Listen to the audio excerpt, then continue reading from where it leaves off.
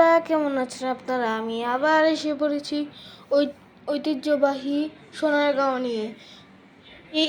এখানে মোগল আমলে মুসলিম কাপড় তৈরি করা হতো। এই যে দেখেন বন্ধুরা, আমি এর ভিতরে দাঁড়িয়ে রয়েছি। আপনারা তো অনেকেই ব্যাপারে বইয়ের শুনেছেন, কিন্তু এটা বাস্তবে দেখলে অনেক সুন্দর দেখা যায়। আপনারা নারায়ণগঞ্জ জেলায় এটা দেখতে পারবেন। নারায়ণগঞ্জ জেলায় সোনারগাঁও। তো সোনারগাঁওয়ে সত্যি কি সোনা আছে? তো এর উত্তর না, কারণ আমরা শখের হাড়ি কিনেছিলাম। তো শখের হাড়িতে আমি আমার দাঁত রেখেছিলাম, দুধের দাঁত। ওই দাঁত সোনা হয়ে গেছে। না, মজা করছি। আমি কাশলাম কেন?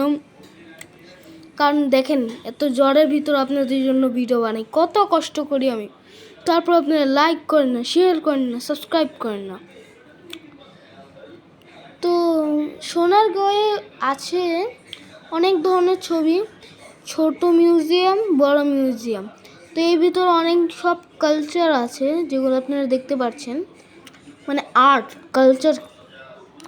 আর্ট আছে। তো এই ধরনের মধ্যে আমার ভালো লাগে না এত একটা।